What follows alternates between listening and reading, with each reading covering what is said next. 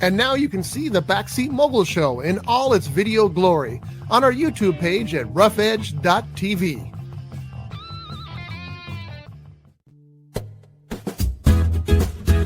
It's tiki time at Harbor Cove Cafe. Dive into the tropical paradise at the end of Spinnaker Drive in Ventura with vibrant drinks, delicious bites, award-winning fish and chips, and more. Now featuring extended hours and happy hour, Fridays from 2 p.m. to 8 p.m., Saturday and Sunday from 2 p.m. to 4 p.m. Harbor Cove Cafe, the hidden treasure at the end of Spinnaker Drive. Visit harborcovecafe.net for more information.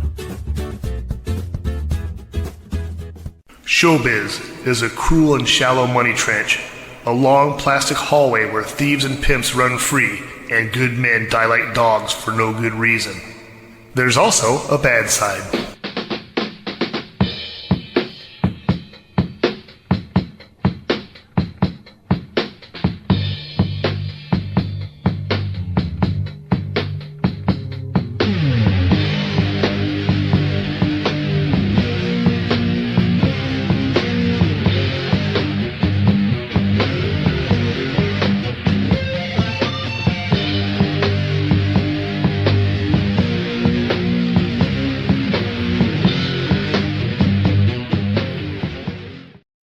This is the Backseat Mogul Show live here on Rough Edge FM. I am our Scott Bolton. I am the Backseat Mogul, and this is the show where we talk about show business. Sitting across from me, as always, none other than Johnny D. Johnny, good morning. Good morning, Scotty B. How'd be? I'd be good. It'd be nicer if you pull your microphone closer to your mouth, sir. Oh, I was better. That's much better. Yes, Right. we have direct mics here. We also have Jeff Genet in the house. Hello. Good morning, Jeff. How are you, sir? I'm wonderful. How are you doing? I'm Good doing morning, great. Jeff. Do me a favor. Say something, Jeff. I need to get your volume up here. Hello. Hello. Hello. Can you hear me? That's better. That's better.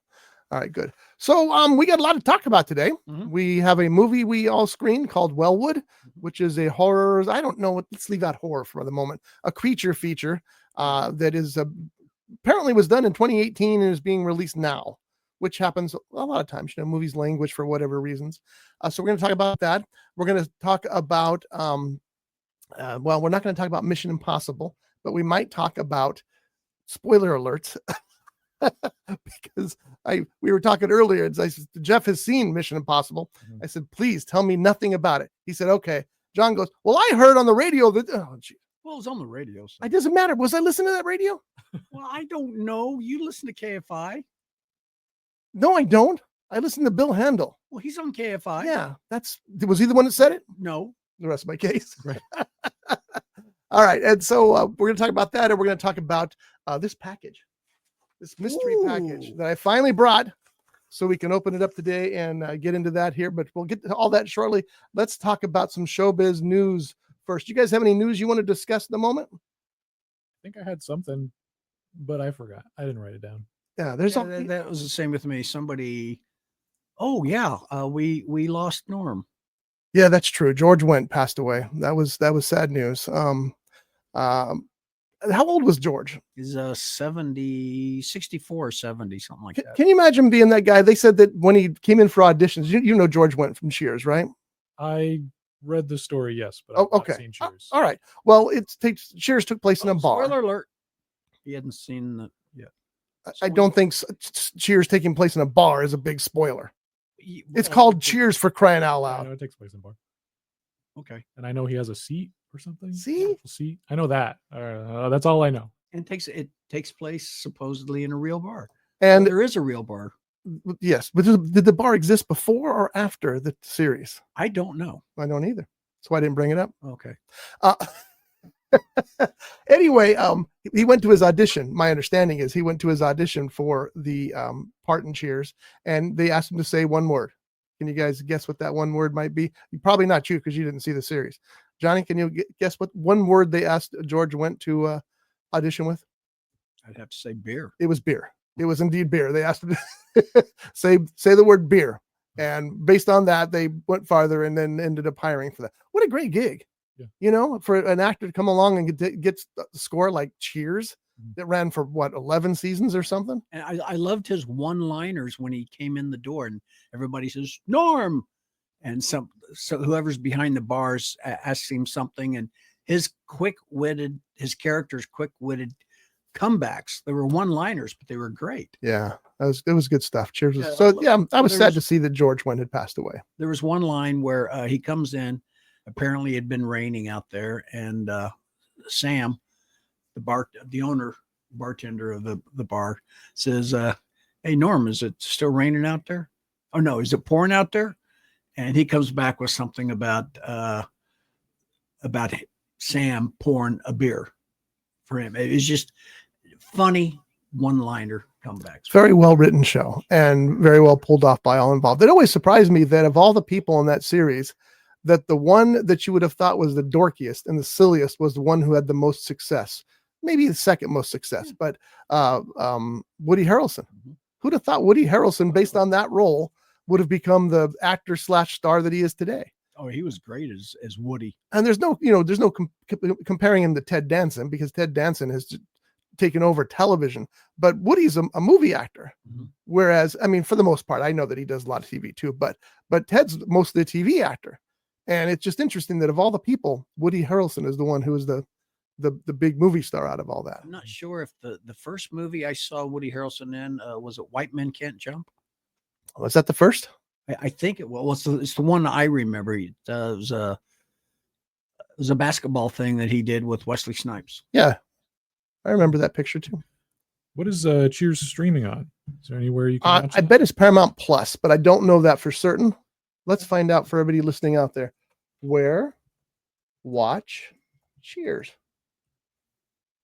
It looks like it's everywhere. Hulu, Pluto TV, Paramount Plus, Philo. I guess it's one of those series that literally plays everywhere. Amazon Prime Video. And it was 11 seasons. 11 seasons. So yeah, literally anywhere you can find Cheers to watch, and it's certainly worth a look. One of the things I liked about it was when they're showing the I don't know if it was the opening credits or the closing credits, where they show a picture of a bunch of bar goers, and I swear one of them looks like Johnny Carson. Oh, that'd be cool. I don't know if it was him or I've never heard anything about Johnny Carson appearing in that, but it doesn't mean it didn't happen. Mm-hmm. I love Johnny Carson so much. I miss him. All right. In other news, we've got The Devil Wears Prada 2 coming out in 2026.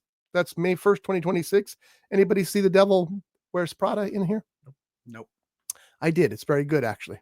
Anne Hathaway and Meryl Streep will return. Well, it's got the magic words in it, Meryl Streep and Anne Hathaway. That's not, that's good news. I didn't even know they were working on a sequel. Did you have any idea? No. So I'm kind of glad, but I just had no clue that that was even going on. So let's see what else we got going here. They're going to do an Elden Ring live action movie at A24, so that'll be interesting with Alex Garland directing.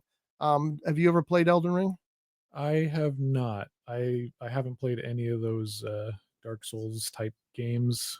Everybody keeps telling me to play Bloodborne. That's the good introduction to that world or to that gaming system. But Alex Garland, I think that's a good choice. He did Civil War. Oh, okay, nice. And that one that came out earlier this year, Warfare, which Mhm. was okay. The guns are the big stars of that movie. Yeah, 'cause well, you could feel it jarring in the you. theater. Yeah. Yeah. But, Civil War was great, so I'm looking forward to this. Oh, and So he he- also did Annihilation. Oh yeah, Which, that bear scene in that movie, intense. pretty crazy. So. Yeah.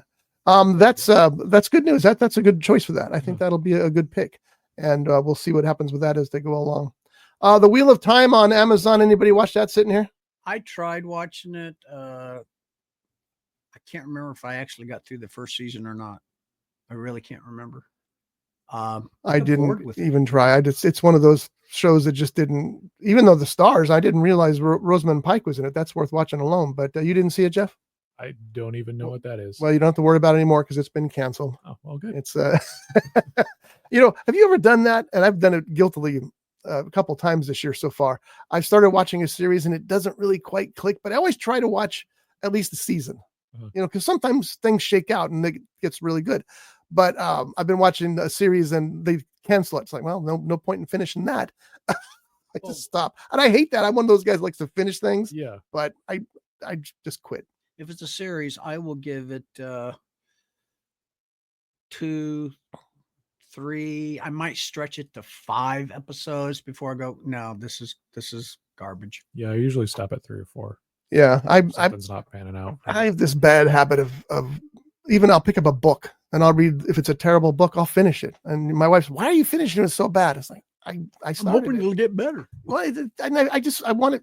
That's part of it, of course, but I just want to see where things usually end up, and then I'm usually mad at myself, you know. And When it comes to a TV series, if the first episode, which in a lot of cases is the pilot episode, why did they pick that up? Because the very first episode, or like I said, in some cases, the pilot is like, it was garbage. And I'm trying to be very careful with the words I use here, but it was garbage. The first episode's always tough because you got to introduce everybody. You got to get the feel, the vibe for the show and the characters' relationships. So the first episode, I never really judge a series on the first episode. The second or third, you can start to get a good judgment on it. But introductions is hard. Did you have any issues with that with first run, with introducing your characters? I mean, what do you got? 11 minutes finished now? I got just under 20. Oh, wow. But I had to switch over from DaVinci to Premiere. Oh, no. So That's good for you. I had a long talk with my friend who's doing the color grading, and we decided it would be better for me to edit on Premiere. So I had to take what I had already edited in DaVinci and then copy it over to Premiere and basically line up all the audio again, line it up exactly with all the cuts that I already done. So that took a while, but it's moving a lot faster. But anyways, introducing characters, when I was writing it, yeah, there was a bit of difficulty, but I mean, I took 7 months to kind of fine tune it, and it was across 7 drafts, I think. So, you just kind of find a flow to make it work. It is tough. I mean, as an author, the books I've written, you introduce characters and you don't want to give away everything about them right away, but it's so tempting so that the audience knows who they are. So you got to pick things and choose them. And then kind of the other important part is the relationships to the other characters. That's as much a part of each character as anything else. Yeah. So you got to kind of filter that through. And so that's why first episodes don't bother me. If it's a little rough, I get it. Cause you got to learn who everybody is and what's going on. Yeah. But with TV shows, I think you have a lot more time to do that. Whereas in a movie, you have a shorter amount of time. You're right. Like, it's easier for me to back out of a TV show because it's a bigger commitment. After 3 or 4 episodes, I've already given it sometimes 2 movie lengths to figure it out. Whereas a movie, even if it's terrible, unfortunately, I will sit through the whole thing from start to finish. Yeah. And I'll just be angry about it later. It's about the commitment. Yes. Scotty, you said as an author, you have a character that he's a rideshare driver, and he drives for a company called Hubcap. Yes. How many times have you used Hubcap? It might be a different driver, or it could be the same, that you've used in your books. Every book that requires a rideshare service. I share my universe with all my characters. Even if the eras are different, I still share the universe. It's just something I like to do. Is it the same driver? No, not necessarily. No, it's not the same driver, because Chip is the Hubcap driver and a bowling bag in the back seat. And you're thinking of the other book, which hasn't been published yet, Miller and Breeze. But that's different character. Yeah. Speaking of bowling bag in the back seat, if you have Amazon.com, Amazon Prime, you go to the search engine and type in R. Scott Bolton author, and it's going to pull up a plethora. Love that word. If it was a real word, it'd be great. Well, use it enough times. Maybe it'll become a real word. Yeah. That R. Scott Bolton has written. They're all great. And as usual, my favorite is Dead Dick. They're all my favorites. I love them all. But of all of them, I got to put Dead Dick at the top. It's about a 1940s private detective, hence the word Dick, who is obviously dead. His name is also Richard Keene. So it's a nickname for Richard. Well, there's all kinds of Dick references in that, and not in that way. Well, another nickname for Richard is Rich. Sure. Okay. Anyway, the latest edition is Bowling Bag in the Back Seat. And You know what makes me mad? You have to hunt so hard to find that on Amazon. I was just goofing around. No, I wasn't goofing around. I was updating Storygraph, which is a book reading service, and they didn't have some of my books. So I started importing my books from Amazon into Storygraph.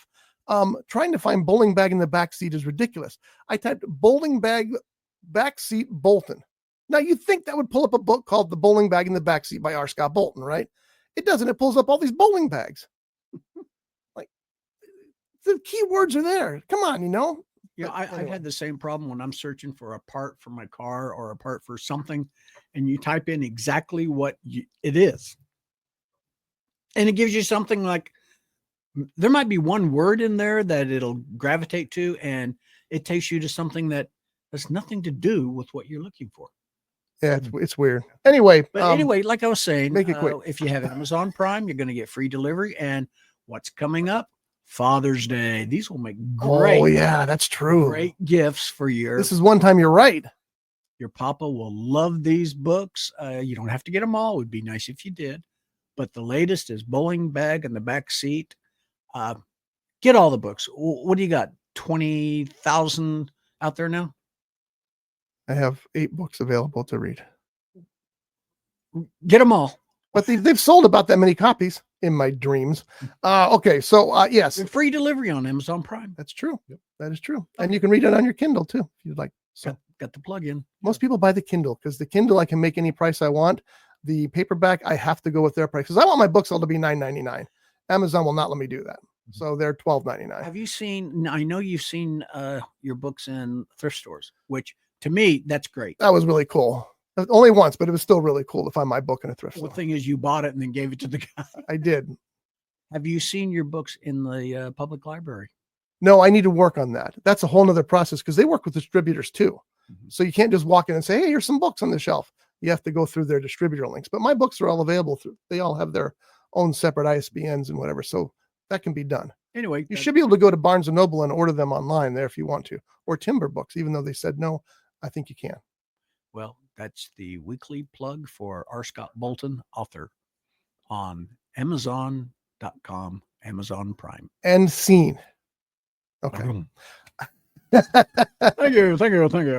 You guys are aware that Practical Magic 2 is coming out next year, I believe, maybe 2027. It stars Nicole Kidman and Mrs. Bolton, Sandra Bullock. And also Joey King is now added to the cast. I have to be honest, Sandra Bullock, I think, is just drop dead gorgeous. Yes. I just head over heels in love with her. And I wasn't a big fan of Practical Magic, but I probably need to see it again. Have you seen that at all? Nope, never heard of it. Yeah, I saw it way back when, and I honestly don't remember anything about it. So I have to see it again. And I can say the same thing about Hocus Pocus. I didn't like Hocus Pocus the first time I saw it. But then when Josh started dating Andrea, that was one of her favorite movies. I thought, well, I'll watch it again. I thought, man, I missed all the fun in this movie. This movie was really fun. And I even liked the sequel, as silly as it was. So What I liked about Hocus Pocus, I haven't seen the sequel yet, but what I liked about Hocus Pocus was Sarah Jessica Parker's character. She was just so funny. I forgot about her being there. I wonder if she's going to be in the new one. Let's hope. Scrubs is returning to television. Did you ever see Scrubs, Jeff? I've seen a few episodes. My friend Pat is obsessed with that show, so I've seen a few episodes with him. It's I'm sure he'll be happy about this. It's a terrific show. I loved Scrubs every second it was on. Not only was it funny with great funny characters, it had the biggest heart of a medical comedy show that I've ever seen in my life. It was stunning. Other shows have tried to emulate that these days, but they just don't quite get it. Scrubs really had it. So they're rebooting Scrubs, and Zach Braff is going to be back. I'm sure that his buddy, what's the guy's name? I should know his name too. Oh, they're doing the exactly global commercials now. Yeah, hopefully he's back as well. But Scrubs is a terrific show. Yeah, if you ever get a chance to watch some Scrubs, go back and poor Jeff. We're giving him all this homework. I feel terrible, but it's amazing. Who played the doctor? I can't remember if he was the It was Joel Grey, Dr. No. No, not Joel Grey. Oh. Joel Grey was from God bless you. Thank you. Joel Grey was in where he walked on the water. Remo Williams. Yeah, Remo. Yeah, that's what he's best known for, not Cabaret. Well, he's also known for being the father of Jennifer Grey. That's true. Joel Grey was so great in Remo Williams. Oh, and that movie really irritated me. Not so much the movie, but the ending where it says Remo Williams will return, and we're still waiting. No, it's not true. There was a sequel to that. There was? Completely different cast, completely different crew, and it was god awful. Oh, maybe that's why it ended up being a TV movie. Yeah, it was sad. This is the last thing we'll talk about as far as news is concerned, because we got lots more to talk about. But Talk to Me 2, I guess that's going to be. Oh, is that what the title is? Talk to Me. That's so cute. The directors, the Filippo brothers, have 2 scripts to choose from. Let me just read you this paragraph from JoeBlow.com. We know for sure that Danny and Michael Filippo, the sibling directing duo behind the Australian horror film Talk to Me, are going to be making a sequel to that movie. The film not only racked up over 90 million at the global box office, it also earned praise from the likes of Steven Spielberg, Peter Jackson, Jordan Peele, George Miller, and Ari Aster. So, not that those guys know anything about filmmaking, but still. So it was no surprise when A24 announced they had given a green light to a follow-up titled Talk to Me. But 2 years have passed and there's no sign of the sequel going into production anytime soon. They're going to lose their mojo. If they don't jump on that and to get it, it's going to fade away. Bring Her Back is the one that they're working on now. It'll be out May 30th, just around the corner. Wow, that's good news. But they're working on, there's 2 scripts they're looking at, and they haven't pulled the trigger on either one of them yet. And I know that the studio is probably aching for it, because I think it'll probably, if it's any good, which I can't imagine these guys doing a bad horror film at this point, will be bigger than the first one. But it seems like I don't want to say dragging their feet. Maybe they're just being overly cautious. Maybe they're just taking their time, making sure that what they are writing is good, not trying to rush it like most studios do with their sequels. I mean, personally, I do think that maybe the second one will be a bit bigger, because I know a lot of people who watched the first one after it was already done in theaters, because it was getting a lot of praise and a lot of people missed it. I missed it. I did too. I didn't see it until it was out on DVD, and I just purchased it and I watched it. And I was like, oh my God, I'm so it sucks that I missed this in theaters because it's so good. So I'll be seeing it. Yeah. I just hope they don't wait too long, because things start to well, and I've been dead wrong about this before, but I've also been dead right about this. But the example I'm thinking of right now is Avatar. It was 10 years between Avatar 1 and Avatar 2. And look how badly Avatar 2 tanked. Oh yeah, there's almost $2 billion. So I guess that's not much. I was actually I was in Avatar. Not that Avatar. My brother James. That's a great line. My brother James was in when he went to film school. His student project that he did was called Avatar. Oh, and I got to do stunt driving in it. Oh. You should tell everybody you were an Avatar and just leave it at that. Oh yeah. I was thinking the live action version of Avatar, The Last Airbender by oh yes, M. Night Shyamalan. I thought, oh, that Avatar. Where did you fit there? I don't know if I'd be telling people I was in that movie. And he's making a sequel to that. Dumb idea. A 76 Camaro that my brother wanted me to do some fancy driving in the street, and it was about a pizza delivery guy. And what I remember, that was so long. It was in a galaxy far, far away. Was it Avatar Pizza? I don't remember. I'll have to ask my brother. Just curious. But it was fun. Yeah, well, you love to drive like a maniac anyway. So it comes natural. Yeah, that's what I hear. I don't know. I didn't like the first Avatar, but I was really looking forward to the second one, because it's funny. I always say, like, I really like James Cameron's second movies. You got Aliens, you got Terminator 2. It's like, all right, well, this guy can do no wrong. And then my friend always says, yeah, I love Titanic too. Like, okay. But wait a minute. Yeah, I went to was Titanic 2? No. That's the joke. There can be now. Yeah. But I mean, I'm really looking forward to the third one. I'm super hyped to see that one. So I don't know. I mean, I think you can get that hype back after a while. I think you're right. And that's certainly the case with Avatar. When I finally saw Avatar 2, I was okay with Avatar 1, even though it had a lot of, cliches and whatever in it. You kind of rolled your eyes sometimes. But at the time, you remember how important that 3D was to that film? because that was the first time a filmmaker that I can think of realized that 3D shouldn't be about things flying off the screen. It should be about depth. And so you were looking into the film instead of the film coming at you. And if I remember right, that was the first movie that went from the red and blue glasses to the actual like sunglass style 3D. It may have been. And he like developed He did. the IMAX and all that stuff just specifically for that. And it changed how we do movies now. Yes, it's exactly true. And now, all these big tentpole movies are in 3D. They have 3D versions usually made afterwards, at least with Cameron. He's planning in 3D. Didn't he also do The Abyss? Yes. Yeah. And there's another example. The Abyss 2 was really good. Yeah. Well, no, because didn't they develop some underwater types? Yes. Yeah. And some 3D effects and some CGI effects as well. I remember this is, and I hate to go off on these tangents, but this happened. The Abyss was getting really bad press when it was being produced. And everybody was talking about how it was in trouble and everything else. And all of a sudden, my friend and I, he wrote for the Ventura County Reporter. I wrote for the Oxnard Press Courier. We got these invites to come to lunch at the Magic Castle and to hear from the studio head. God, I can't remember her name. You'd know her in a heartbeat if I could remember. But and they were going to show us some advanced footage from The Abyss. Is that Sherry? It might have been. That sounds right, but I don't remember. But anyway, they were going to show us some advanced footage and talk about the film. And I thought, they're going to prove to the fact that it's not in trouble, So we went down there. It was about 50 of us at Magic Castle, had a decent lunch. The Magic Castle always has good food and stuff there. But then she came out and she gave a little talk. Another producer came out. Cameron wasn't there. I'm sure he was way too busy. And then they showed us the footage.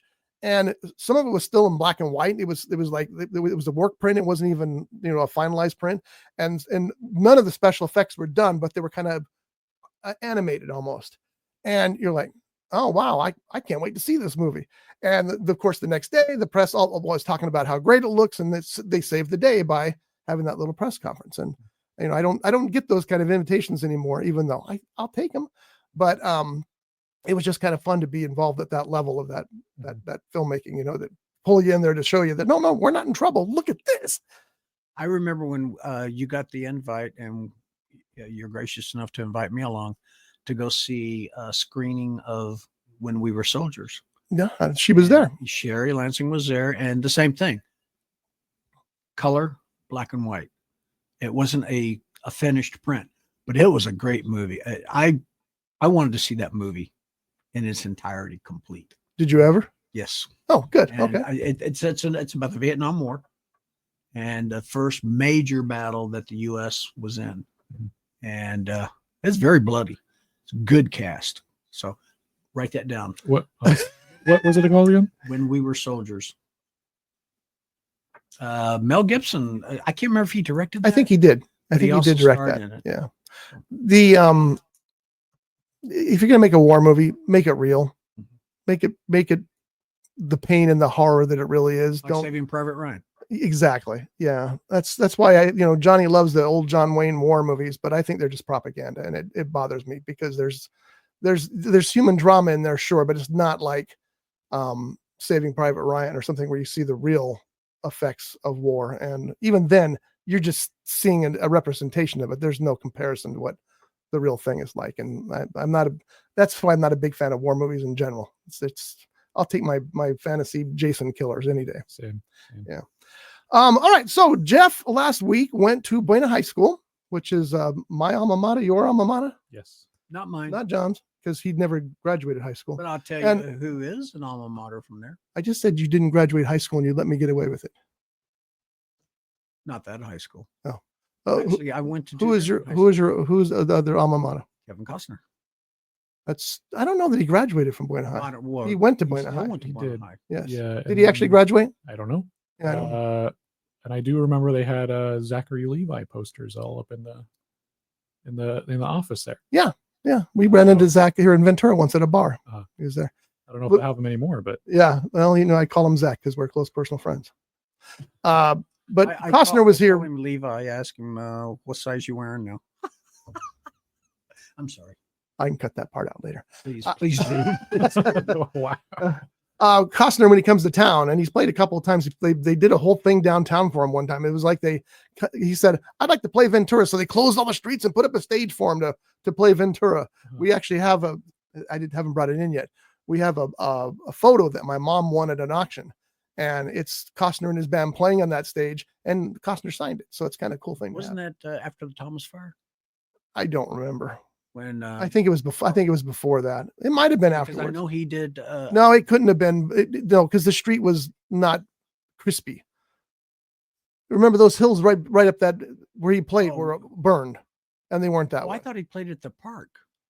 Well, he might have done another one, because my whole point of this is that when he's here, he always says, Ventura is my home.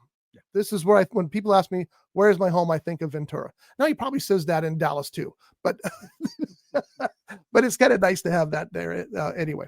So you went to Buena, and they were having their film festival. Yeah, they have an annual film festival there for the VisCom class. They have 2 classes now. When I went there, it was only one class. It was their second year doing it, a film class where they teach you how to do film, television, all this stuff. They have you do a various amount of projects, and the final is a short film. I think they've added music videos into that now, because there are some music videos. And I've gone to a few of them, not as many as I would have liked, but last year, the teacher, my old teacher, Miss Graves, asked me to be a judge for it. So I did it. It was really fun. I enjoyed it. And then she asked me to do it again this year. Nice.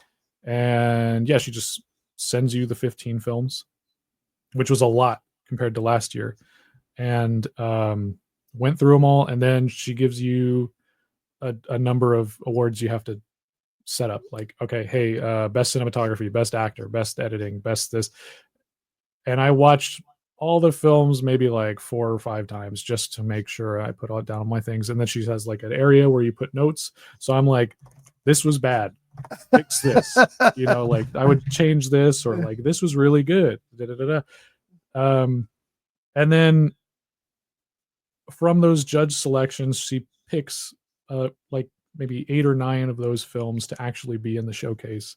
And then they do the film festival where the parents, friends, just people can come and watch it. I'm so glad they're doing that. Present the awards. And it's really fun. And she does this panel of judges of, alumni and film people that she knows, and just people who watch movies in general. And she has a good range of things. So it's not just her saying this is bad, this is good, because she tells me that like a lot of the kids don't take that feedback from her. They're like you're the teacher, like no. Yeah. But hearing it from other people that they don't know, it's different. That are filmmakers, especially. Yeah. So yeah, I went. It was about an hour long. They showed how many? 1, 2, 3, 4, 5, 6, 7, 8, 9, 10, 11 films. And then they presented the awards afterwards. They got to, come up and like they taking pictures. It was all fun. And yeah, it was a good time. That's awesome. And do they charge an event fee for that? No, so it's free. Everybody walks in and watches it. And yeah, I like to do that sometime just to see what's going on in student filmmaking these days. Yeah. And like I said, at a previous episode, I think they've really got it down. And I know you said, and then she even said when I was telling her about it, that it's the technology is different from when I was doing it. But I feel like even just the knowledge of the concepts of blocking and where to put the camera, where to put the actors and stuff like that, and the able to visualize how this is going to go in editing, the shots you need. I think that has all these kids get that. And I think the one thing that, but beyond the production side, they need to work on like the story stuff. Cause like there was a couple of times I was like, well, what happened? Wait, why are we here now? But I really think those kids do a really good job at what they're doing. So they're definitely learning a lot. And I learned a lot more in that one class than I did in any of the college courses that I took. So yeah, it's a whole lot of fun. That's great. Yeah. It's important, especially these days, to make sure that people are still making those films. And I'm a judge for the Santa Paula Film Festival, and I was going to ask you if maybe you might be interested in doing that too, because I could talk to Jim. He's running it. Jim here. You need more? So I'm down. but we have 72 or 92 films to review this year. They switched from a mix of feature films and short films last year to just short films this year because it was so time consuming. Yeah. But I've watched about a quarter of those maybe so far, and some of them, like you said, they're just not redeemable. It's like, what were you even thinking? A lot of them are music videos, and I understand the place of a music video, but it's kind of hard to consider it a short film, even though that's exactly what it is. You know what I mean? It's just something different. But there's also some gems. You find some things that are not just intelligent story telling, but that are eye-opening as far as the world around us, because we get a lot of international entries, and they're just mind-blowing, some of them, and it's like looking into windows of different worlds, and it's really, really cool. Now they're not just student filmmakers doing the Santa Paula, but there's still a lot of student filmmakers submitting their things there too. Yeah. What how long was Searching for Inspiration? It was 7 minutes, something like that, I think. That's a short. Yeah, it is, but it's short. It's an award-winning film. It is, but we won a Telly Award for our Searching for Inspiration. Have you ever heard of the 3-day film festival, filmmaking competition? Yeah, we did that one year. Oh, okay. That was fun. It was fun. The only limitation is that there are 3 devices you have to use in the film. You have to use a prop, and you have to use a certain line, and there was one other one. I don't remember what the third one was. But that's so that they know you made the film that weekend and not right beyond. I remember the prop. Well, see, that's the problem. We had to insert the prop, and it's like, if you watch that movie without the concept of the 3-day film making contest, it's like, well, why is that in the film? Well, because it had to be. We had to insert that somewhere, and that was the only problem. But that's why I would never, reissue it, and plus it's 30 years old, so I would never. I don't remember what the line was, but the prop was a ping pong ball. Yes, and we put it in somebody's soup because the whole thing was taken at we had a dead guy and a ghost appeared. The ghost did appear. Yes, I've heard that story. Yes, that was a real. I still swear that's the ghost. I think it was. That was really a nice restaurant. They did a very nice thing for us. They let us stay there in their restaurant the whole weekend and shoot a movie there. And there was nobody from the restaurant there. They trusted us implicitly, and we were very respectful and took care of them, make sure that they got nice notice on the credits and what have you. But we didn't win the competition. In fact, we were cut the first round, which really ticked me off because there's others. But anyway, but we did win a Telly for that because Shane owned a production company, and he was our producer for that, and he entered it in, and we all got Telly Awards. He was one of the actors too. Yes, he was. It was his bowl. As a matter of fact, his reaction, because he's eating a bowl of meatball soup, and he gets the ping pong ball, and it's in his mouth, and he pulls it out, and he looks at it, and his reaction was so perfect that he should have got a Best Actor award just for that. I thought the dead guy should have gotten some type of accolades. He did. He was dead. That's not an accolade. John's role, as I'm sure you remember, was the dead guy on the table, and we had to cut that role for time. It's only 7 minutes. You got to watch that movie. It was fun. You know what? We could probably watch it here in the show. Oh, because I can. It's my film. I can run it whenever I want to. There you go. Maybe we'll do that sometime. Just pull up Searching for Inspiration and watch it here. Just nobody judge me, because I'm also an actor and a writer in it. I can't remember who the waitress was, but I do remember she was very cute. She was great. She was a real actress, as opposed to me, who's this hack walking in filling a space. She was a real actress. Yeah, she had roles in Hollywood. I wonder whatever happened to her. I'm going to look that up. I don't remember her name, but I just remember she was great. And we had Dave Bunsen, who was a filmmaker of his own right, and made Star Wars fan films and did very well for himself. So anyway, I'm glad that the film director. Yes, my brother James DeRuva was our director.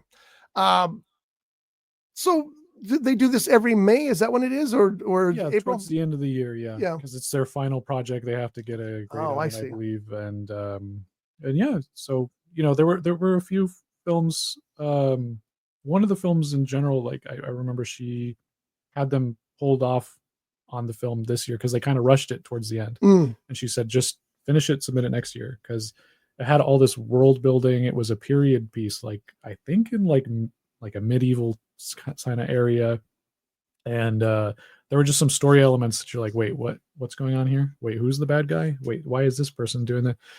So she had them wait to finish it and kind of build it out, and kind of fill in those spaces. So it's not like, oh, you're going to get an F because you fed. No, it's let's learn the lessons of what is wrong. Let's take it back. Let's finish it, and let's make a good movie. Let's learn from this. And I'm so happy that they're doing this, because I don't know any other. I mean, Ventura's not doing this, and there's not many other high schools that are doing this sort of thing. And even the college courses, like, they don't do this sort of thing. Yeah. Either. So it's really something special. And like I said, I think those kids are really talented that are coming out of this. That's great to hear. You know, those will be the kids making the big movies in the future here. And it'll be fun to watch to see if, hey, I watched that guy's film in a high school competition. So. Yeah. And it was actually some of the people that came out of this class in later years ended up working at the theater and ended up helping me on first run. Oh yeah. Yeah. And like, there was a time where I did a film project out of high school with Pat. We were doing a Last Exorcism thing, where I had to teach a class on demonology. That's on your website, isn't it? Yeah. Yeah. And we asked her, can we use your class? And as he's panning around, I'm walking around the classroom. There's all these people that I know now in film and I've worked with that I didn't know then, but I'm like, oh my gosh, you were in the class during that shooting of that scene. Like, you were my favorite person. You were falling asleep in the background. And now I know them, and now I work with them. That's really cool. Yeah. That's really cool. You know, speaking of falling asleep in class, did either one of you ever fall asleep in a class and get busted for it? No. If I did, I never got busted for it. I did. My government class in high school, senior year, Texas government, I fell asleep. Mm-hmm. And when I woke up, it was in the middle of the next class. That's funny. They just let you go. That's funny. The teacher's name was John Favors. We called him the one-armed bandit because he lost an arm I guess it was in the war. I would have left you sitting there too. And he did. He, as everybody was coming in, he says, "Nobody make a sound." So when I woke up, you're just like, I don't know these people. Excuse me. I never fell asleep in class again. But he was really a great. He could have been governor of the state of Texas. Not if you'd fallen asleep. No, I was the one that fell asleep. I know, but I'm saying that you would have missed the voting. Well, that's true too. Yeah. But that cured me of falling asleep in class. Yeah, that'll do it. Class. You'll know how long you could have been there 3 classes. Yeah. Well, it was my last class of the day, and after that, Even better. Work. That's even better. Hope you were late for work. Well, Yeah. Well, fortunately, my dad was my boss. Well, that guy ended up being my assistant director, Kenneth White, on first run. Really? And he didn't actually fall asleep, but it was really interesting because when we started rolling and I started doing the lecture on demonology, everybody was silent. And I'm like, all right, cut. You don't like me as a teacher? Think, like you guys are all talking. You guys aren't paying attention. You guys are throwing papers. Just figure something out. Don't be quiet. It's a little awkward. All right. And then I was like, let's try it again. Let's be a little more lively. All right. And then we rolled action again, and it was just chaos in there. And it was so fun. And then we had this gag where one of the kids we did know in there, we had him write the heart you. Oh yeah. For Raiders of the Lost Ark. And as I'm doing the demonology talk, he closes his eyes and I go, and then I keep going. But like all these other kids are causing chaos. And then there's that one kid that's like in the middle. I'm sorry, I haven't watched it. That's on Zero Turtle, right? On YouTube. Yes. I'm gonna check that out. No, it's not on there. I don't know what YouTube channel it's on, but we'll find it. Well, I'll give you the link. Okay, yeah, please send it along because I'd like to watch that. All right, so speaking of movies that are new, we have a movie called Wellwood. Did I get it right this time? Yeah. I keep wanting to call it Wellbound. And let me just tell the story briefly. You guys jump in if you need to. But it's about a young couple who've gone on this nice, peaceful cabin vacation. It's always a lost cabin in the woods, right? And right before they leave, she tells her husband that her cancer is returned, and things aren't looking good, and she doesn't want to pursue any more treatment. So they're dealing with this peacefully in this cabin out there. But of course, he's having issues because he doesn't want to lose her. He's he's in love, and it's the love of his life, and she doesn't want to move forward with the treatment. Well, this thing crashes into the woods out by where their cabin is, and he goes out to see what it is and discovers an alien. And he discovers that, and I'm trying to limit my spoiler alerts here, discovers that this alien's blood has a healing process. And he thinks, hey, if it can heal this, if it has this power, maybe it can heal my wife's brain tumor or brain issue, whatever she's got.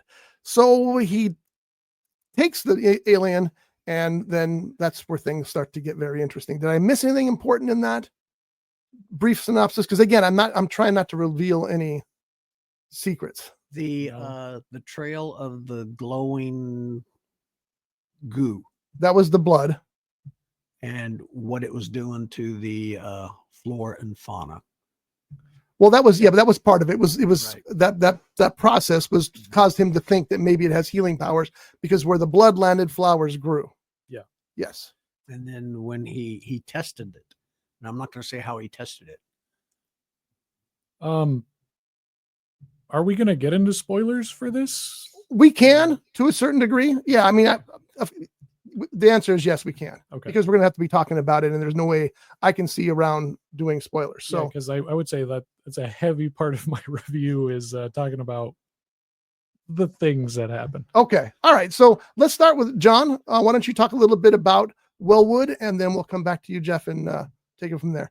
So, Johnny, your thoughts? Well, first off, I went through hell trying to watch this thing. Couldn't get it to work on my computer at home, or my tablet. I went to one of the public libraries. They said, well, we're closing in 5 minutes. Oh, great. That's not enough time.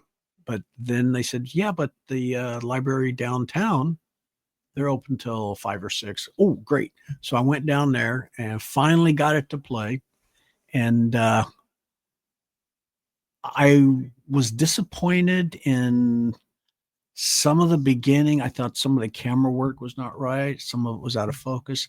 I didn't care for, I guess you'd call it jump cuts, especially when they went, what do you call it? When memory stuff. Flashback. Oh, Flashbacks. Thank you. It was that black that they put in there. I just thought I thought a lot of the editing was bad. Now, as far as the creature goes, okay, I'll leave it at that. The acting, the girl who plays Laura, I thought she was good. The guy that played her husband, Nick, I thought he was good. Whoops, sorry, hit the mic. The actor who played the sheriff kind of reminded me of an actor in a movie who was a theater owner.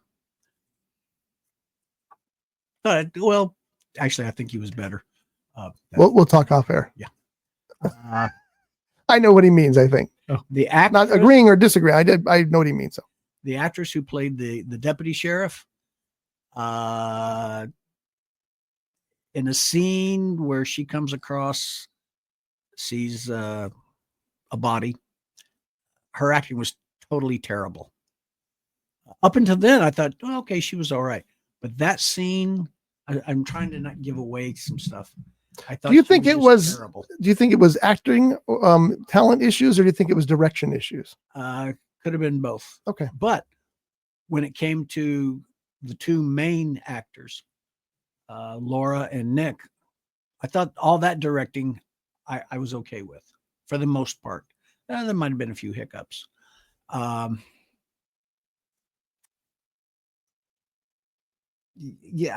trying to not mention. Well, I guess I could Just go ahead. Yeah. Well, yeah. Okay.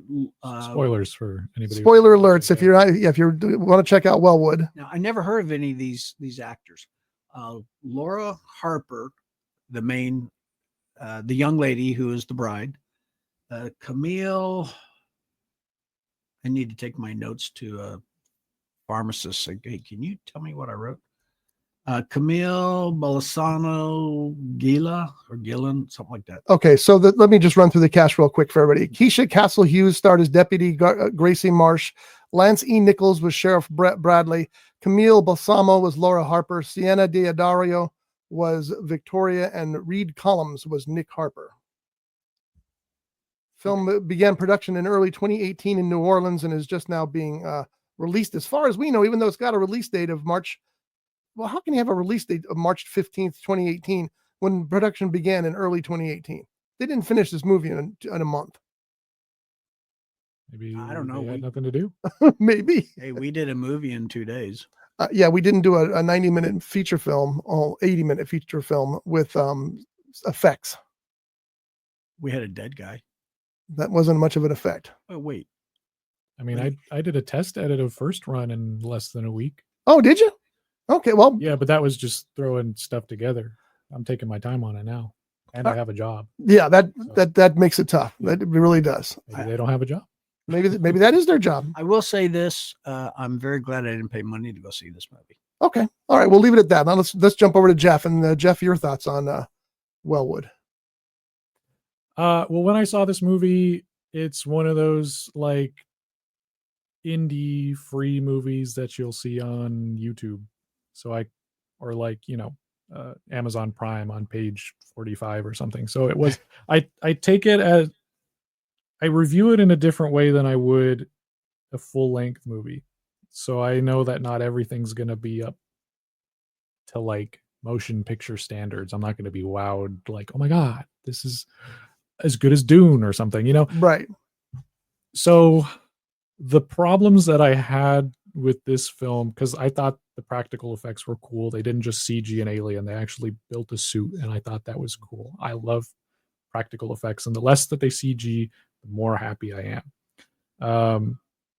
Especially in a film that's independent, because usually they can't afford the phone it CGI. in, So yeah. So the problems that I had with it were more so in the writing and the character decisions, as opposed to, camera and acting and directing and all that stuff, because alien crashes, and then in reality, this is a horror movie from the aliens' perspective, because I didn't really feel for the characters who were supposed to be our main characters. Excellent way of putting it. Spoilers, the guy kidnaps the alien, ties him to a chair, and starts cutting it up to collect the With blood. a box cutter. Yeah. And then testing it on himself. And by the way, he never tested it on her. So how do you know it doesn't work? You just say, oh, well, it doesn't work. Let's put it in a river. I'm like, well, you didn't even try it. But well, he tried to. He was fixing her something to eat. And yeah, but even after she got in on it, which I was surprised that she was in on it, they never tried it on her. And I feel like personally, if I was in that situation and an alien crash landed, I wouldn't jump to, well, I guess I'm going to cut this thing up and I'm like, oh, well, E.T. going to help this thing get back. And maybe if I'm nice to it, it'll help me out. Because you think like, oh my gosh, it's got these little tendrils that come out and poke things and it must be evil. Not necessarily. Right. Because like it tried to escape multiple times and not kill those people. And it wasn't until later that it tried to. So like, it was just in the character decisions. I didn't feel it was very realistic. And I thought that both of those main characters were huge red flags. I thought, man, what did she see in him? And then later when she's in on it, I'm like, man, these two are perfect for each other. And then even when they would go to the side story with the cops, I was like, what is this chick on? Like, she's like wanting to, oh, there's strangers out there. We got to, I'm like, yeah. And he's like, you're bored. You are. But you're also right, because there was something weird going on. But that's besides the point. There's no way she'd ever know that, though. That was the thing. Yeah. And I mean, like, whatever. Say what you want about cops. But, like, I guess if that's what people think, you're true and false at the same time. But Yeah, it was just a problem with character decisions and writing for me. I think that was a big issue with this story. So would I see it again? No. Would I recommend it to people?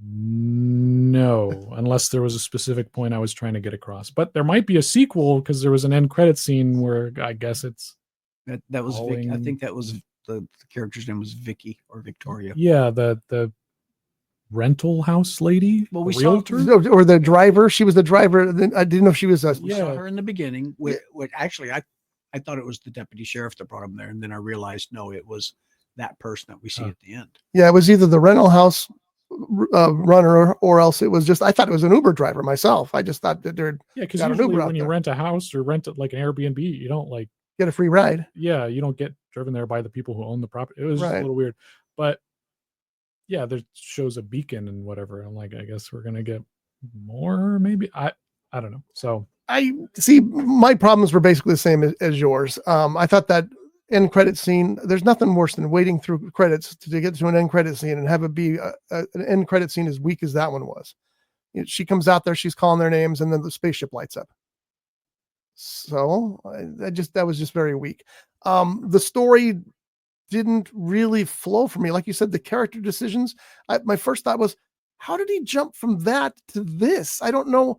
And maybe it was partially the fault of the director and the lighting and what have you, because I didn't catch the part about the glowing blood growing flowers and stuff. All I saw was glowing blood. So I didn't make the connection that they were sprouting and healing. And so when he jumps to that, maybe your blood will heal. Where did that come from? It threw me off. The acting was a little rough, I think, in many cases. And I don't know, you never know who to blame in a film. Is it the actor, is it the director, or is it a combination of both? Because, you know how it works. You've got to ask people for the performance you want. And maybe that's the performances he wanted, but I thought everybody slipped up here and there. And it made it a little rough as well. And you're also right about the decision that she makes to after, I'm sorry, if my wife walked in to a shed that I was in and I was on my knees with a bowl drinking blood from an alien tied to a chair, she's not coming back. She's gone. I don't care what. Well, she tried to go. I don't care what illness is. That's my whole point. She did turn around and she left, but then she comes back. And I guess, okay, this might be the thing that saves her life. But again, that's a stretch from going, my husband drinking a bowl of glowing blood from an alien to maybe this cures my brain cancer. It was just odd. When he was drinking or trying to drink, no, I guess he did drink the blood. Was that after he broke his finger? Yes. I got to tell you, because he was testing for the interior, right? yeah, I got to tell you, when he broke his finger, it's like, that was actually a good effect. Mhm. I mean, it's like, whoa, I wasn't expecting that. Yeah. And I will say this about this, and I got pictures about this. I thought the alien was really cool. I want to find the right picture first, though. Is it this one? Yes. I thought that alien was cool because when it first starts, this is what he looks like. Most of the time, his eyelids are closed. And so you can't tell that there's these irises in the background. Well, I think those are what I got from when we actually see the eyes. He got that from the cat. yeah. Because Is that true? His eyes were like behind this, Blue Thing. skin thing or something. and then when it eats the cat, Sucks the life out of it. See, gets I the did not. eyes, and even the shape of the face changes to be more cat-like, and then he gets the claws. Every time he sucks something's blood, it gains Some of its abilities features. or its disabilities, like Yeah. you see with the old cop guy, because now he starts to have a limp. That's right. And See, then, I didn't even put that together. And again, and then they killed it with the brain cancer. Yeah. that's right. That's also true. I didn't even pick up on that initial part because, again, it was so dark in that shed that sometimes you couldn't see that alien very well. So, but anyway, I thought this design was cool because it was different. It's more kind of like cat-like, like you said. I thought it was like praying mantis-like. It's got that kind of praying mantis, and I that did was see cool. that. But then they go to this. And I am so sick of space creatures opening their mouths 4 ways that I can't even see straight anymore. I mean, they've just really overused that. And as soon as it did that, and did that come from the fish? Yeah, I guess so, because it got super buff and had that mouth after it ate the fish. Yeah, that kind of ruined it for me. I mean, the fact that it came from a fish, maybe that's a little helpful, but that kind of bothered it for me too. What about the ending? What did you guys think about the ending? You mean after the credits? Nope, I mean the actual ending of the film. Oh, I was disappointed in that, because if there is a sequel to it, possibly, okay, spoiler alert, I thought maybe when the creature attacked Laura, the girl with the brain cancer, and then we see it, it starts sucking the life out of her, and then it ends up dying because it got her brain cancer. I thought maybe that's how it's going to cure. Well, did she pass on, or I don't think we really know. I suspect she died, but now, because of what we saw after the credits, the end credits, maybe there will be a sequel and she didn't die. I don't know, but I was disappointed in the way the film actually ended before the end credits. Jeff?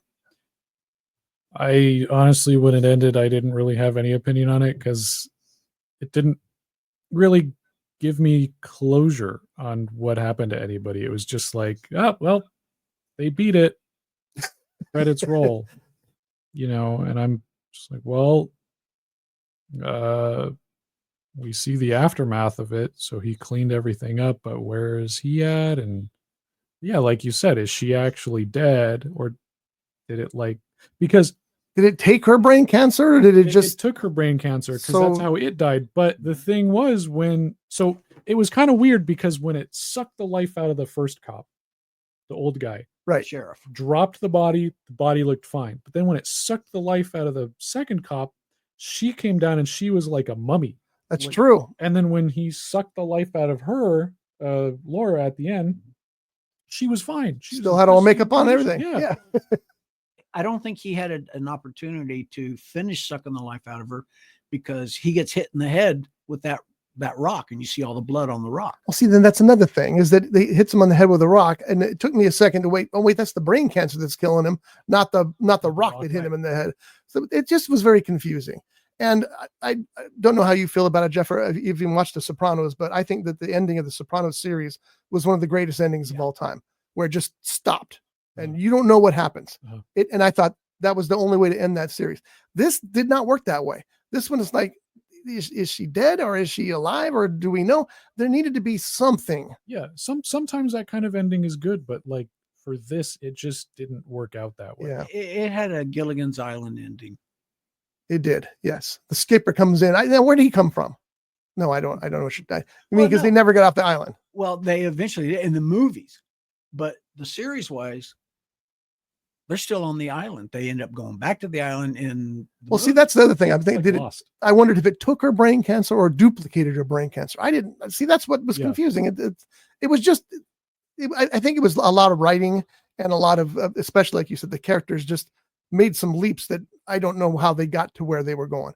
And sometimes it was my fault. Like I didn't notice the growing grass and flowers until I went back and watched the beginning, and because I thought, how'd they get here? Well, for me, they pointed it out later, because he said, "Oh, the grass is growing," and then later, that's the first time I realized they come back. I'm like, "Oh, there's blue flowers there." Okay, but did you see them before? No, you saw the glowing blood. I think so. It might have been there, and I may go back and look again. But your eyes were drawn to the blood, because you got this viscous, glowing blue blood. Yeah.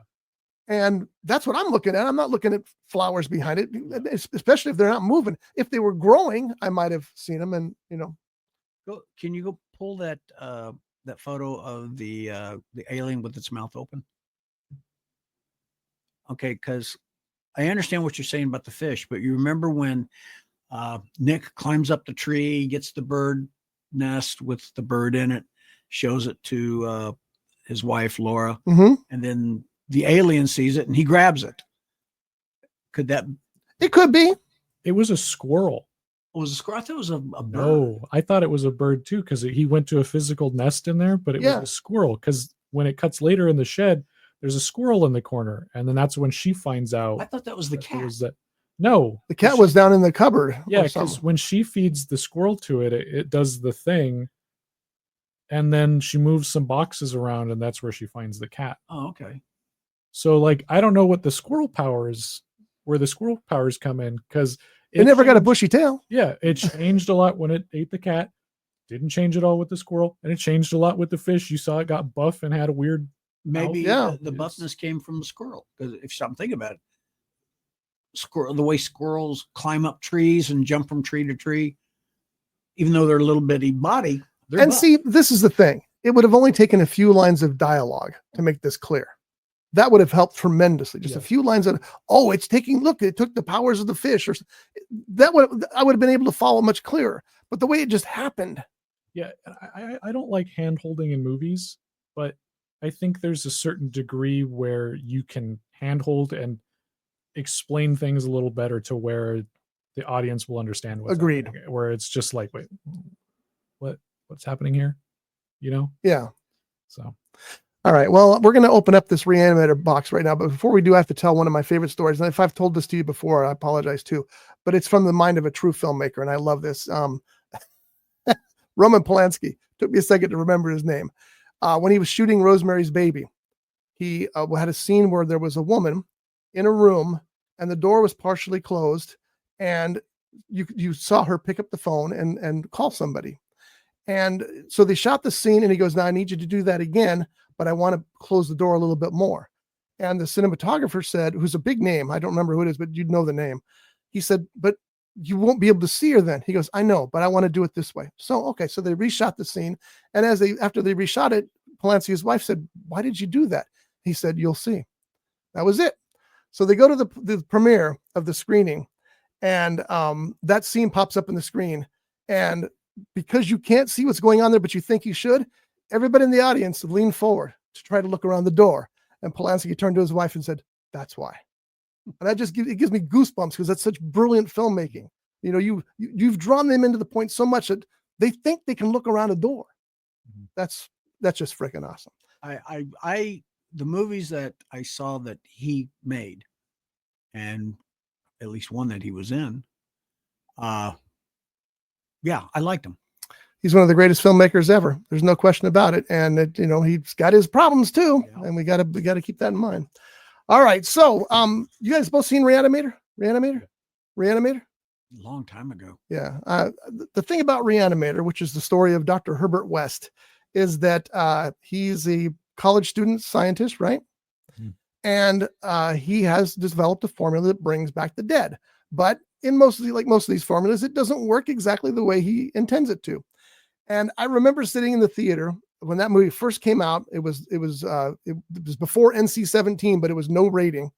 And I was watching that movie and I was seeing things in the screen that I thought I'd never see on the screen. It is just so outrageously horrific in not just the effects, which were brilliant, but the use of the effects, the story that brings you to those effects. And I'm thinking mostly of the other doctor holding his severed head in his hand and doing lascivious things to the girl on the table. What am I watching? It was insane. And because of that boldness, I love that horror movie, even though by now it's been outshined a billion times, The Substance being the latest version of that kind of thing as well. So anyway, there's a 40th anniversary edition of it. And I'm hoping that's what's in here because it's going to be really embarrassing if it's not. But I've been holding off opening it so I could do this in the show. So let's take a look and see what they've got in here with the 40th anniversary of. Good morning, Jim. All right, messed up your. I got it working. We're doing okay. Was trying something different. Yeah, I figured as much. James Lantine just walked in, and we're trying to figure out how to get the system to work. And I just plugged this microphone back in, and we're good to go. So yeah, Okay. but we'll figure it out, right? Yeah, it shouldn't be hard. All right, see ya. So anyway, here is the I feel better because it is actually Okay. Re-Animator. So Chewy got locked in here. Let's see. Did I just see Chewy? There's a little Chewy. So this is the Re-Animator 40th edition. And it's got newly produced bonus features, which I'll tell you about right now. It has Re-Animator at 40, a conversation with Jeffrey Combs, Barbara Crampton, and Brian Usna. Sadly, the original directors passed away, Stuart Gordon, who made some of the best low-budget movies in the history of mankind. Did you ever see The Amazing Ice Cream Suit? Yeah, I think I No, did. I've heard of it. It sounds familiar. You watch Re-Animator and then you watch The Amazing Ice Cream Suit, and you just can't believe the same guy made both films. Is that the one where 3 or 4 guys share the suit? That's exactly Yeah. it. Based on an Okay, old Ray yes. Bradbury story. Like Mad Max and Babe the Pig. Yeah, exactly right. Piece by piece, cutting Re-Animator with Lee Percy, the horror of it all, the legacy and impact of Re-Animator, Susie Soraya and the Good College Boy, an interview with Carolyn Purdy Gordon. She's one of the stars. I Give Her Life, a look back at Re-Animator the musical. Did you know there was a Re-Animator the musical? Yeah. Reanimating a horror classic, the 4K restoration of Re-Animator. You have a 4K player? I think the PS5 does 4K. It does. Yeah. It does. Yeah. I don't. I'm still on Blu-ray, but that's okay because I can't replace everything again. The Organic Theater Company of Chicago, a 1977 documentary featuring rarely seen interview footage of director Stuart Gordon and other members of the theater, and a new 40th anniversary 4K trailer. Plus, all the original bonus features from the original DVD release are here as well. If you're looking for a horror movie, then again, it's going to show its age, I think. Don't you agree? I think so, yeah. But not to any. It's not going to ruin it for you. Yeah, it's like a. I don't want to say like a the word that keeps coming to mind is like, oh, it's like a charming effect. No, they're good for the time. And Vintage they effects hold up. that they do hold up. It's like, you watch Jaws and that shark's a big hunk of rubber, but it still works. Yeah. It's still it looks dumb and dorky but it still works. Mhm. So much like Re-Animator. And I think even now, some of the scenes, again, that Barbara Crampton on the table naked with that guy's severed head will still give you goosebumps because it's just so horrifying. And they made 4 sequels, maybe. There was Bride of Re-Animator, Return of Re-Animator, and Reanimating Re-Animator. I don't know. Maybe there's only 3, but they try to capture the magic of the first one and never did, even though they did come close when the scientist who's holding his head sews bat wings on the side of his head and is flying around. Yeah. But it is a classic horror film. I'm going to watch it again this week so we can talk about it again next week. But it's brand new 40th anniversary edition. And, I thought there was something cool in there, but there's just bubble wrap like you guessed. I should have brought, because I have a earlier anniversary edition of Re-Animator, probably the 30th. And it came with a little syringe with the green stuff in it. The green stuff, unfortunately, is all gone. I don't know where it goes, but it just vanishes. I was gonna say, Yeah. it tastes good. I didn't have a chance to taste it, and probably wouldn't, as a matter of fact. But that's the serum that he uses to bring back the dead glows this bright green, and that's the theme of all, as you can see from the cover here. It's Didn't we used to? There was a liqueur that we started drinking. We got the Wine Castle here in Ventura. We got them to stock it. What was that stuff? It tasted good, but really not the kind of glowed. story we should tell on this show. But it was liquid. It was a glowy, It was green. glowy green alcohol, but it was supposed to turn something else green, so you could make arches in the night. Yeah. But it didn't work. Especially if there was snow outside. Anyway, here's the Re-Animator 40th anniversary big set, the ultimate limited edition box set. You get all that information there in a nice box, along with a Dr. West bobblehead. So, those things are fun. I bought too many of those. I've kind of dialed back on them. The last one I bought was the greatest TV show of all time, which is Ash versus Evil Dead. And it had an Ash bobblehead. There's no way I had to leave that there. What am I going back here for, John? Right there. Reanimate May 4. 40th anniversary. 40. Oh, okay. I get it. I guess I got to change what I wrote down. The horror movies are so big these days, like we talked about Talk to Me and these other things.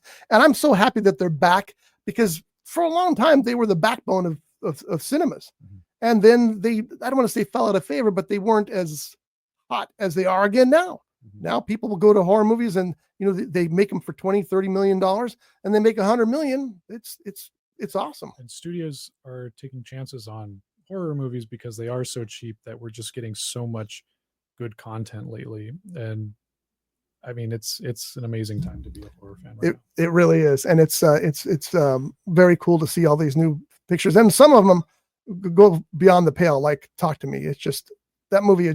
I watched it in the middle of the night, just on the screen from beginning to end, and it's like this was just stunning. It's just an amazing movie with it's so well written and just everything about it. So I'm really hoping that their new one. She's to me. no, the one before that. Bring Her Back. Bring Her Back, and I got a feeling it's probably going to be just as eerie and fun as Talk to Me. Speaking of that type of stuff, there was a movie Rock Hudson did. I remember when it was called Embryo. I don't know if you guys ever saw. Oh yeah, I saw Embryo, and I was confusing that with the original Re-Animator. So I had to research that. I'm going, oh yeah, this is about a guy who's trying to bring back from an embryo to a full-size adult, which I can't remember if it was his wife or his daughter or whatever. Starring Rock Hudson, by the way, as the guy who's trying to do this, which got me to thinking about another Rock Hudson movie called Pretty Maids All in a Row. And the reason why I looked that up, it was directed by Roger Vadim. Was that written by William Goldman? No. Gene Roddenberry produced and wrote the screenplay. Oh, interesting. And it was based on a 1968 novel by Francis Pollini. And good cast, Rock Hudson, Angie Dickinson, and Telly Savalas. And it was released in April of 71. I'd like to see that. I've seen Embryo, and don't write Embryo down, because no, it was. I will probably be doing Is It As Bad As They Say It Is on Embryo sometime soon, because I haven't seen that since it played. No, it's not true. It played at the theater I worked at the Esplanade Theater, and it played there and we had it done on screen there. And then years later, it became part of our uncopyrighted collection at the distributor I worked at, because they would find films that were either had fallen out of copyright or were miscopyrighted, and they would exploit them. And they weren't the only company doing it. One of the companies that did it said, "We're not selling the movie, we're selling the box." And he wasn't wrong. So it had a nice VHS box. You'd sold lots of copies of that. But that's where I finally saw Embryo again. And don't write that one down. But Pretty Maids All in a Row, because of who wrote it, produced it, yeah, and who directed it. Well, Vadim's hot and cold. Yeah, but Gene Roddenberry, yeah, I'd watch it for Gene Roddenberry for sure. When we were talking about Kevin Costner, Ventura, and Zachary Levi, there was another person. He didn't go to Ventura High School, but he did live in Ventura County and mainly in Santa Paula. He did go to church in Ventura, and that was Steve McQueen. That's right. Steve McQueen did some how aesthetically accurate they were. Ooh, that's a big word for me to use. Yeah. It's not even plethora. Yeah. Well, that's coming. He did a plethora of war movies. The Sand Pebbles, which was a great movie. That's not a horror movie, is it? No, it's a war movie. Okay. Did he say horror or did he say war? I think he said war. Okay, I'm with you now. The Great Escape. I was thinking Blob is why. I really liked Blob. The Blob. Hard to get better than the original Blob. That wasn't a war movie. Well, I guess it was. It was a horror movie, yeah. But that's what I thought you said. I misunderstood you. So, Sand Pebbles, I have not seen. Hell is for Heroes. It's a black and white movie. It's a great movie. The War Lover, where he's a B-17 pilot. You're supposed to be writing these down. No, you're not. No, Jeff. I'll just write Steve McQueen. Yeah, that's okay. I mean, he did. As a matter of fact, Scotty, and you told me this story that one of Bert's lawyers, I think it was. No. See, this is why you let me tell the stories. Well, that's my lawyer. Oh, was your lawyer? Yes, my lawyer. When we were right. pitching the Clive Cussler books as movies, our lawyer, he said at one point that he had when Steve McQueen made Papillon, he was his production assistant. He was Steve McQueen's direct assistant, and he said that he learned the best lesson from Steve McQueen. And we're going to close on this, folks. That he ever learned in show business, and that Steve McQueen would get a script and would go through the script, and if there was something he knew he couldn't do as an actor, cross it off. and had them rewrite it to the degree that he could do it. So he knew what he was capable of, and he knew what he was incapable of, and he made sure that everything he did, he was capable of. And that's, if you're the writer, you hate his friggin' guts. But if you're the director or somebody who appreciates Steve McQueen, you might go, yeah, let him be Steve McQueen because he's the star here. Mm-hmm. He came to the Esplanade Theater one time for a screening of Tom Horn, which I believe was his last movie. I don't know if that was his last movie or it was the one where he's a bounty hunter. Oh, you mean Tom Horn might be an example of it. No, Tom Horn was a Western. Yeah. But he did a modern day bounty hunter. Yeah, or where he drives an old, I don't know if it was an old Chevy convertible or a Cadillac convertible. I can't remember if that was his last movie. I was going to log out, but now I got to look it up. Steve McQueen, Magnificent Seven, right? Yes. Okay. Just wanted to make sure I was thinking of the right guy. The original Magnificent Seven. Yes. That's the one thing that's always weird for me is that now we have a director who's Steve McQueen. Yeah. And he's a good director, but it always does. Every time I hear the name, it does confuse me. Yeah, the original Magnificent Seven was Seven Samurai. Mm-hmm. That's right. But that's why I said the original, because you didn't know. Well, yeah, I did know. And then you got the new Magnificent Seven, and then you got Bug's Life. And Bug's Life was the same story? Yeah. Oh, I didn't even realize that. Yeah. They're being attacked by the grasshoppers, stealing all their food, and then he goes out and he finds a band of misfits, brings them back, defeats the grasshoppers. What a brilliant idea! Yeah. That's a great idea. I just found the original Magnificent Seven. I'm quoting the title here, at a thrift store for $2. Yeah, I bought it. That's an easy one. Steve McQueen's last movie was The Hunter in 1980. He also appeared in the Western Tom Horn 1980. Yeah, but The Hunter was his final film role. He died at the age of 50. Man, that just sucks. That just sucks. All right, folks. Thanks for listening and watching today. Sorry the show went on a little longer than usual, but I didn't have to be anywhere, so it's kind of nice. We could just sit here and talk, which we did. Do we have anything planned for next weekend? You're gonna watch a couple of movies, maybe? And we're gonna review Mission Impossible for sure. Sure. Yeah, I've got a few movies on the list that I watched this week that I'm watching next week. I'm just putting DVDs in, so whatever we need. Sweet. Yep. I'm actually going in to change my Spectrum account this week because I've realized that, first of all, they're charging me $14 a month just to record my own stuff on their DVR. That's ridiculous. And secondly, I've got probably close to 1,000 DVDs and probably 400 I haven't watched. Mm-hmm. So why am I paying all this money I can just plug in a DVD like you're doing and do that. So I'm going to start focusing on that.